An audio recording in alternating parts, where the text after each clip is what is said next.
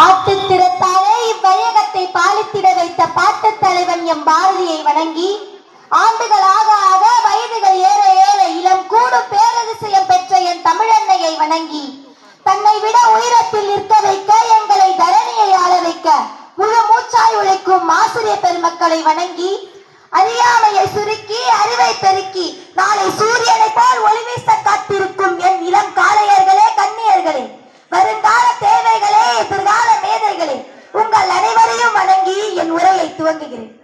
வீரமிகு விருதுப்பட்டியில் ஒரு வியாபார குடும்பத்தில் குமாரசுவாமிக்கும் சிவகாமிக்கும் மகனாக மலர்ந்தவர்தான் இம்மண்ணுக்காக போராடிய மானமிகு போராடி கல்வி கண் திறந்த காமராசர் அவர்கள்.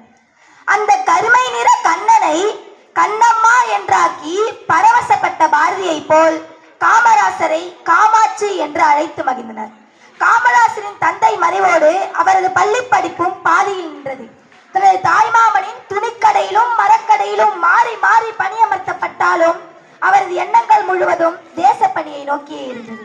சத்தியமூர்த்தியின் தொண்டனாகி சரித்திரம் படைக்க, சாதனைகளை உடைக்க, ஏழை மக்கள் படிக்க, இந்திய மக்களை மகிழ்விக்க தனது வாழ்க்கையை துறந்து தலைவருக்கெல்லாம் தலைவராகி பெருந்தலைவராக எழுச்சி பெற்றார். தேர்தலில் போட்டியிட்டு பல புரட்சிகளை செய்ய காங்கிரஸ் அவரை கரப்பிடித்து இழுத்தது. 1952 சாத்தூர் தொகுதியில் சாதனை வெற்றி புரிந்தார். 12 ஆண்டுகள் தமிழக காங்கிரஸ் கமிட்டியின் தலைவராக நின்று தடம் பதித்தார். அதிகம் படிக்காத அந்த அற்புத மனிதர் அகிலம் போற்றும் சாதனைகளை அழகாக செய்திட்டார். பட்டி தொட்டிகள் எல்லாம் பள்ளிக்கூடங்கள், கால்வை இடமெல்லாம் கல்வி கூடங்கள் நிறுவி கற்கும் திறனையும் கற்பவர் நலனையும் இரு கண்களாக காத்து நின்றார். வாடிய பயிரை கண்ட போதெல்லாம் வாடிய வள்ளலார் அறிவு பசிக்கு சன்மார்க்க சபையும் வயிற்று பசிக்கு சத்திய தர்ம சபையும் நிறுவியது போல காமராசரோ கல்வி பயிலும் குழந்தைகளுக்கு மதிய உணவு என்ற மகத்தான திட்டத்தை மாண்புடனே கொண்டு வந்தார். பூட்டன் பணியை பாட்டனும், பாட்டன் பணியை மகனும், மகன் பணியை அவரது மகனும் என்று காலம் காலமாக வாழையடி வாழையாக பரம்பரை பரம்பரையாக அடுக்கடுக்காக அடிமை பணியை அயராது செய்ய வேண்டும் என்று ஒரு கூட்டம் திட்டம் போட்டு செய்த குலக்கல்வி என்ற கொடுமை கல்வியை தந்தை பெரியாரோடு இணைந்து முற்று மூச்சடைக்க வைத்தார். இந்து என்ற கட்டாய மும்மொழி கொள்கையை தந்தை பெரியாரோடு இணைந்து தார் கொண்டு பூசினார்.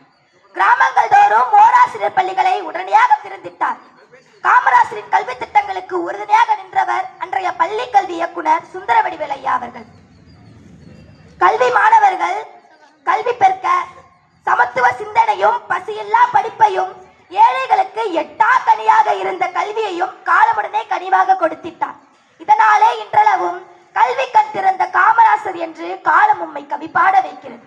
அன்ன சத்திரம் 1000 வைத்தல், ஆலய 10,000 நாட்டல், பின்னருள்ள தர்மங்கள் யாவும் பெயர் விளங்கி ஒளிர நிறுத்தல், அன்னையாவினும் புண்ணியம் கோடி ஆங்கொரு ஏழைக்கு எழுத்தறிவித்தல் என்ற பாட்டுக்கொரு புலவன் பாரதியின் வரிகளை மெய்ப்பித்து காட்டியவர் நம் கல்வி கண் திறந்த காமராசர் அவர்கள். அவர்களின் பிறந்த நாளான ஜூலை 15 தமிழக அரசு கல்வி வளர்ச்சி நாளாக கொண்டாடி வருகிறது. நாமும் கர்ம வீரரின் மடி நின்று அவரது புகழை போற்றி வணங்குவோம் என்று கூறி விடைபெறுகிறேன். நன்றி, வணக்கம்.